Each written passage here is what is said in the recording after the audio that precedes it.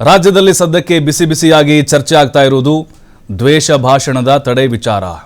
ಈಗಾಗಲೇ ವಿಧಾನಸಭೆಯಲ್ಲಿ ಅಂಗೀಕಾರ ಆಗಿದೆ, ಅನುಷ್ಠಾನ ಆಗಬೇಕು ಅಷ್ಟೇ. ಸದ್ದು ಗದ್ದಲದ ಮಧ್ಯೆ ಕೂಡ ಕಾಂಗ್ರೆಸ್ ಸರ್ಕಾರ ಇದನ್ನ ಮಂಡನೆ ಮಾಡ್ತು ಮತ್ತೆ ಅಂಗೀಕಾರ ಮಾಡ್ತು, ಅನುಷ್ಠಾನ ಆಗೋದು ಮಾತ್ರ ಬಾಕಿ ಇದೆ.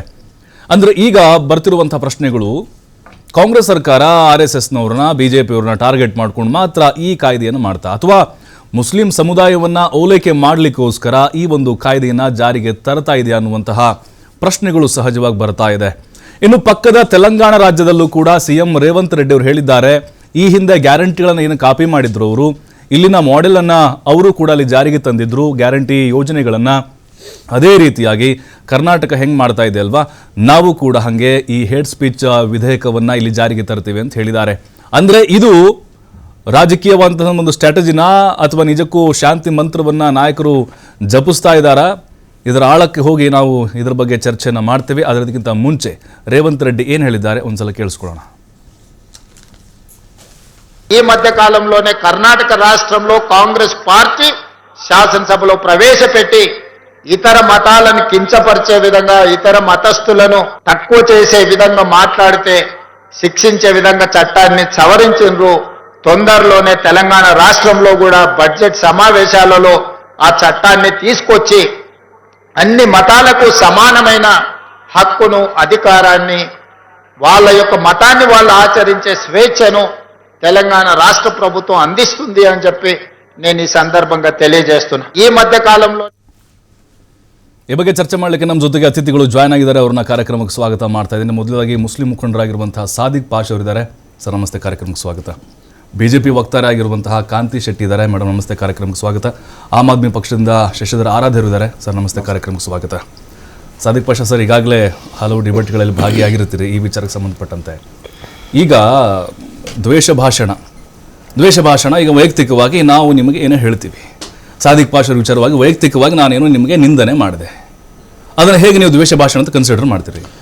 ನೋಡಿ, ದ್ವೇಷ ಭಾಷಣ ಏನಂದರೆ ವೈಯಕ್ತಿಗಾಗಿ ಒಬ್ಬ ವ್ಯಕ್ತಿಗೆ ಹೇಳಿದ್ರೆ ಪರವಾಗಿಲ್ಲ, ಧರ್ಮ ಬಗ್ಗೆ ಮತ್ತು ಜಾತಿ ಬಗ್ಗೆ ಅದ್ರ ಬಗ್ಗೆ ಎಲ್ಲ ನಡೀತಾ ಇದೆಲ್ಲ, ಅದಕ್ಕೆ ಮಾಡಲೇಬೇಕು. ಇಲ್ಲಿ ನಾನು ಇದಕ್ಕೆ ಕಾನೂನಿಗೆ ವೆಲ್ಕಮ್ ಮಾಡ್ತೀವಿ ನಾವು, ಸುಸ್ವಾಗತ. ಮತ್ತು ದ್ವೇಷ ಭಾಷಣಕ್ಕೋಸ್ಕರ ಇವರು ನಮ್ಮ ಕರ್ನಾಟಕ ಗೌರ್ಮೆಂಟ್ ಮಾಡಿದೆಲ್ಲ ಮುಂಚೆಯಿಂದ ಇದೆ ಈ ಕಾನೂನು, ಆದರೆ ಇದರಲ್ಲಿ ಬೇರೆ ಇದು ಚೇಂಜ್ ಮಾಡಿದ್ದಾರೆ ಇವರು. ನೋಡಿ, ನಾನು ಒಂದು ಮಾತು, ಈ ಕಾನೂನು ಲಾಗು ಯಾರ ಮೇಲೆ ಆಗ್ತಾ ಇದೆ? ನಮ್ಮ ಭಾರತದಲ್ಲಿ ಇದೆ, BNS ಕಾನೂನು ಇದೆ. ಲಾಗು ಯಾರು ಆಗಿರೋದು ಯಾರ ಮೇಲೆ ಅಂದರೆ ಜಾಸ್ತಿ ಮುಸಲ್ಮಾನರ ಮೇಲೇ. ನಾನು ಒಂದು ಮಾತು ಹೇಳ್ತೀನಿ, ಇಲ್ಲಿ ಕರ್ನಾಟಕ ಒಬ್ಬ ಉಳುಮಾ ಸಲ್ಮಾನ್ ಅಜರಿ ಅಂತ ಹುಬ್ಳಿಯವರು, ಒಳ್ಳೆ ಉಳುಮಾ. ಅವರು ಬೇರೆ ಭಾಷಣದಲ್ಲಿ ಒಂದೇ ಮಾತು ಹೇಳಿದ್ರು, ಏನಂದರೆ ಒಂದು ಮೀಲಾದ್ ಫಂಕ್ಷನ್ನಲ್ಲಿ ಏನು ನಡೀತು, ಆವಾಗ ಯಾವುದೋ ಒಂದು ಪ್ರಾಬ್ಲಮ್ಮು, ಕಲ್ಲಡ್ಕ ಪ್ರಭಾಕರ್ ಅವರು ಏನು ಹೇಳಿದರು ಧರ್ಮದ ಬಗ್ಗೆ, ಅವರು ಏನು ಹೇಳಿದ್ರು, ಆಜ್ ಕುತ್ತೋಂ ಕಾ ದಿನ ಹೈ ಕಲ್ ಶೇರ್ ಕಾ ದಿನ ಆಯೇಗಾ, ಅದೇ ಮಾತು ಹೇಳಿದ್ದು. ಇವತ್ತು ನಾಯಿಗಳದ್ದು ಕಾಲ ಇದೆ, ಹುಲಿದ ಕಾಲನ ಬರುತ್ತಂತ ಹೇಳಿದ್ರು. ಆ ಮಾತಕ್ಕೋಸ್ಕರ ಸಲ್ಮಾನ್ ಅಜರ್ ಅವರಿಗೆ ಗುಜರಾತ್ನಿಂದ ಪೊಲೀಸ್ ಕರ್ನಾಟಕಕ್ಕೆ ಬಂದು ಕರ್ಕೊಂಡು ಹೋಗಿ ಅರೆಸ್ಟ್ ಮಾಡಿಬಿಟ್ಟು 1 ವರ್ಷ ಜೈಲಿನಲ್ಲಿ ಇತ್ತು. ಅದು ಲಾಗು ಮುಸಲ್ಮಾನ ಮೇಲೆ. ಇಲ್ಲಿ ಬ್ಯಾಂಗ್ಳೂರಿನಲ್ಲಿ ಇನ್ನೊಬ್ರು ಒಳ್ಳೆ ದೊಡ್ಡ ಉಲಮಾ ಅನ್ಸರ್ ಶಾ ಹಾಸ್ಮಿ ಅಂತ ಇದ್ದಾರೆ. ಅವರು ಭಾಷಣದಲ್ಲಿ ಏನೋ ಒಂದು ರಫ್ ಲ್ಯಾಂಗ್ವೇಜು ಮೋದಿ ಅವ್ರ ಬಗ್ಗೆ ಏನು ಹೇಳಿದ್ರು, ಅದು ಅವ್ರಿಗೇನು ಕರ್ಕೊಂಡು ಹೋಗ್ಬಿಟ್ಟು ಇದರಲ್ಲಿ ದಿಲ್ಲಿನಲ್ಲಿ ತಿಹಾರ್ ಜೈಲಿನಲ್ಲಿ 4 ವರ್ಷ ಜೈಲಿನಲ್ಲಿ ಇಕ್ಕಿದ್ರು. ಅಂದ್ರೆ ನೀವು ಅವರ ಡಿಫೆಂಡ್ ಮಾಡ್ಕೊ, ಅವರು ಡಿಫೆಂಡ್ ಅಲ್ಲ, ನಾನು ಹೇಳ್ತಾ ಇರೋದು ನಡೆದಿರೋದು, ನಾನು ಹೇಳ್ತಾ ಇರೋದು. ಅವರು ಇನ್ನೊಬ್ರು ಬಂದು ತೌಖೀರ್ ರಜಾ ಅಂತ ಮೊನ್ನೆ ಅವ್ರಿಗೆ ಹಾಕಿದ್ದಾರೆ ಇದರಲ್ಲಿ. ಮತ್ತೆ ಇನ್ನೊಬ್ರು ಇದ್ದಾರೆ ದಿಲ್ಲಿನಲ್ಲಿ ಒಬ್ರು, ಅವ್ರಿಗೆ ಹಾಕಿದ್ನ ಏನ್ ಬೇಜಾರಿಲ್ಲ. ಅವ್ರು ಸರ್ತನ್ಸೆ ಜುದಾ ಅಂತ ಹೇಳಿದ್ರು, ಅದಕ್ಕೆ ನಾವು ಸಮರ್ಥನೆ ಮಾಡಲ್ಲ, ಅದು ಓಕೆ. ನೋಡಿ, ಇದೆಲ್ಲ ಕಾನೂನು ಮಾಡಿದಾರಲ್ಲ ಇದೇ ಅಲ್ಲ, ಅದು ಎಲ್ಲ ಪ್ರೊವೋಕ್ ಮತ್ತೆ ಇದು ಮಾಡೋದು ಏನಂದ್ರೆ ಮುಸಲ್ಮಾನ್ ಮೇಲೇನೆ ಅದಕ್ಕೆ ಯೂಸ್ ಮಾಡೋದು. ಈಗ ಕರ್ನಾಟಕ ಬಂದು ಇವರು ಮಾಡಿದ್ದಾರೆ. ಒಂದು ನಮ್ಗೆ ಏನಂದ್ರೆ ನೋಡಿ, ಈಗ ನಮ್ಮ ಕರ್ನಾಟಕ ಶಾಂತಿಯ ತೋಟ ಇಲ್ಲಿ ತುಂಬಾ ಕೋಮು ಗಲಭೆ ಮಾಡಿಸಕ್ಕೆ ತುಂಬಾ ಪ್ರಯತ್ನ ಪಡ್ತಾ ಇದ್ದಾರೆ. ಎಷ್ಟು ಜನ ಇದ್ದಾರೆ, ಅವರು ಬಾಯಿ ತೆಗೆದ ತಕ್ಷಣನೇ ಬೆಂಕಿ ಬರುತ್ತೆ. ಹಂಗೆ ಒಂದು ಸಮುದಾಯ ಬಗ್ಗೆ, ಒಂದು 2 ಸಮುದಾಯ ಇದೆ ಅವ್ರ ಬಗ್ಗೆನೇ ಮಾತಾಡೋದು. ಯಾರು ಬಿಜೆಪಿ ಅವರು ಮಾತಾಡೋದು? ಬಿಜೆಪಿನವರು ಅವರೆಲ್ಲ. ಇದು ಕಾನೂನು ಬಂದಿದ್ಮೇಲೆ ಈಗ ಅವ್ರಿಗೆ ನೋಡಿ ಘೋಡೆಗೆ ಮುಖ ಲಗಾಮ್ ಅಂತಾರೆ, ಕುದುರೆ ಮುಖಕ್ಕೆ ಲಗಾಮ್ ಹಾಕಂಗೆ ಈಗ ಒಳ್ಳೆ ಇದು ತಂದಿದ್ದಾರೆ. ಈಗ ನೋಡೋಣ ಇವರು ಇಂಪ್ಲಿಮೆಂಟ್ ಮಾಡಿಬಿಟ್ಟು ಎಷ್ಟು ಜನ ಜೈಲ್ಗೆ ಹಾಕ್ತಾರೆ ಅದನ್ನು ನೋಡ್ಬೇಕು. ಬೇರೆ ಮುಸಲ್ಮಾನ್ಗೋಸ್ಕರನ ಇಲ್ಲ ಅಂದ್ರೆ ಇವ್ರಿಗೋಸ್ಕರ ಅಂತ ಅದು ನೋಡ್ಬೇಕು, ಎಷ್ಟು ಇವರು ಯೂಸ್ ಮಾಡ್ತಾರೆ ಈ ಕಾನೂನು. ನಿಜ ಸರ್. ಅದಕ್ಕೆ ಬರ್ತೀನಿ. ಕಾಂತಿ ಶೆಟ್ಟಿ ಮೇಡಮ್, ಈಗ ಕಾಂಗ್ರೆಸ್ ಸರ್ಕಾರ ಮುಸ್ಲಿಮರನ್ನ ತುಷ್ಟೀಕರಣ ಮಾಡಲಿಕ್ಕೆ ಅಥವಾ ವೋಟ್ ಬ್ಯಾಂಕ್ ಗಟ್ಟಿ ಮಾಡಿಕೊಳ್ಳಿಕ್ಕೆ ಈ ಒಂದು ವಿಧೇಯಕವನ್ನ ಜಾರಿಗೆ ತರ್ತಾ ಇದೆ ಅನ್ನುವಂಥ ಆರೋಪ ನಿಮ್ಮ ನಾಯಕರು ಮಾಡ್ತಾ ಇದ್ದಾರೆ. ಅಲ್ಲ, ಯಾಕೆ ಅಂದ್ರೆ ಇನ್ನೊಂದು ಅರ್ಥದಲ್ಲಿ ತಮ್ಮ ನಾಯಕರ ಭಾಷಣಗಳನ್ನು ನೋಡ್ತಾ ಇದ್ವಿ, ಬೆಂಕಿ ಉಗುಳ್ತಾರೆ, ಬೆಂಕಿ ಹಚ್ತಾರೆ. ಅದರಲ್ಲೂ ಕರಾವಳಿ ಭಾಗದ ನಾಯಕರಂತೂ ಕೇಳೇಬೇಡ. ಈಗಲೂ ಕೂಡ ನಿಮಗೆ ಸಾಕಷ್ಟು ಎಕ್ಸಾಂಪಲ್ ಸಿಗ್ತವೆ. ಕೋಮು ಪ್ರಚೋದನೆಗಳಾಗಿಲ್ವಾ ಹಾಗಾದ್ರೆ ನಿಮ್ಮ ಪ್ರಕಾರ? ಪ್ರಭು, ಈ ಒಂದು ಬಿಲ್ ಏನ್ ಹೇಳುತ್ತೆ ಅಂದ್ರೆ ಕುಕೃತ್ಯವನ್ನು ಮಾಡಿದವರು ಏನು ಆಗಲ್ಲ. ಇಲ್ಲಿ ಕುಕೃತ್ಯ ಆಗ್ತಾ ಇದೆ ಅಂತ ಯಾರಾದ್ರೂ ಮಾತಾಡಿದ್ರೆ, ನಿಮ್ಗೆ ಅದು ಸರಿ ಅನ್ಸಿಲ್ಲ, ದ್ವೇಷ ಅನ್ಸಿದ್ರೆ ಅವ್ರ ಮೇಲೆ ಇಮಿಡಿಯೇಟ್ ಆಗಿ ಜೈಲು.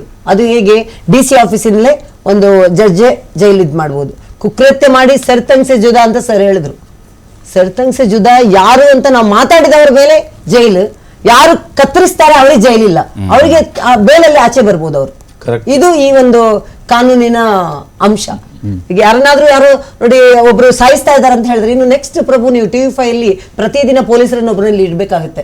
ಏನ್ ಮಾತಾಡ್ತಾರೆ, ಮಾತಾಡಿದ್ ಸರಿ ಇದೆಯಾ, ಅವ್ರು ಕಾಂತಿ ಶೆಟ್ಟಿ ಮಾತಾಡಿದ್ದು ನಮ್ಗೆ ಸರಿ ಇಲ್ಲ, ನಮ್ಗೆ ಹರ್ಟ್ ಆಯ್ತಂದ್ರೆ ಜೈಲು. ಆತರ ಅದ್ ಏನ್ ನೋಡಿ ಹಾಸ್ಯಾಸ್ಪದ ಆಗಿದೆ. ಅಲ್ಲ, ಅದಕ್ಕೂ ಭಯದಲ್ಲೇ ಬಂದಿರ್ಬೇಕು ಇವತ್ತು ನೀವು, ಮತ್ತೆ ಎಲ್ಲಿ ಕೇಸ್ ಹಾಕಿರ್ತಾರೆ ಅಂತ ಹೇಳಿ. ಖಂಡಿತ ಭಯ ಇಲ್ಲ, ಯಾಕಂದ್ರೆ ಜನ ಎಲ್ಲವನ್ನು ಗಮನಿಸ್ತಾ ಇದ್ರೆ, ಇವ್ರು ಏನಕ್ಕೋಸ್ಕರ ಮಾಡ್ತಿದ್ದಾರೆ ಅನ್ನೋದನ್ನ ಗಮನಿಸ್ತಾ ಇದಾರೆ. ನಾನು ಹೇಳೋದಿಷ್ಟೇ, ಪೊಲೀಸ್ ಸ್ಟೇಷನ್ಗೆ ಬೆಂಕಿ ಹಚ್ಚಿದ್ರೆ ಜೈಲಿಲ್ಲ, ಬೆಂಕಿ ಹಚ್ತಾ ಇದಾರೆ ನೋಡಿ ಅಂತ ಮಾತಾಡಿದ್ರೆ ಜೈಲು.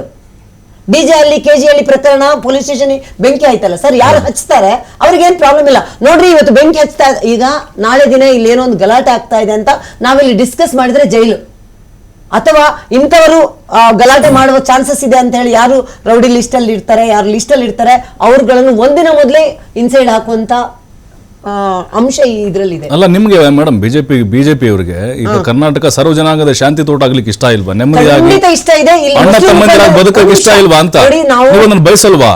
ನೋಡಿ, ನಾನು ಹೇಳುದೇನ್ ಗೊತ್ತಾ, ಪಕ್ಕದ ಒಂದು ಇದರಲ್ಲಿ ನಾವು ಎಲೆಕ್ಷನ್, ಇದು ಮೇನ್ಲಿ ರಾಜಕೀಯದ ಒಂದು ಅಜೆಂಡಾ, ವೋಟ್ ಪಾಲಿಟಿಕ್ಸ್ ಬಿಟ್ರೆ ಇದರಲ್ಲಿ ಬೇರೆ ಏನಿಲ್ಲ. ಅಫೀಸ್ಮೆಂಟ್ ಪಾಲಿಟಿಕ್ಸ್ ಬಿಟ್ರೆ ಖಂಡಿತವಾಗ್ಲೂ ಇದರಲ್ಲಿ ಬೇರೆ ಯಾವ ಒಂದು ಅಂಶನೂ ಅವರಲ್ಲಿ ನೋಡಿ ಒಳ್ಳೆದನ್ನೇ ಮಾಡ್ಲಿ, ಎಲ್ಲರನ್ನೂ ದೃಷ್ಟಿಯಲ್ಲಿ ಇಟ್ಕೊಂಡು ರಾಜ್ಯದ ಜನತೆ ಬಗ್ಗೆ ಯೋಚನೆ ಮಾಡ್ಕೊಂಡು ಮಾಡಿದ್ರೆ ಅದಕ್ಕೆ ಅರ್ಥ ಇದೆ. ಈಗ ಇವರು ಮುಸ್ಲಿಂ ಮುಖಂಡರು ಇದಾರೆ, ನಾನು ನೋಡಿ, ನಾವು ಕರಾವಳಿ ಭಾಗದವರು ಮುಸಲ್ಮಾನರು ಮತ್ತೆ ಹಿಂದೂಗಳು ಸಾಮರಸ್ಯದಿಂದ ಬದುಕುವಂತ ಜಾಗ.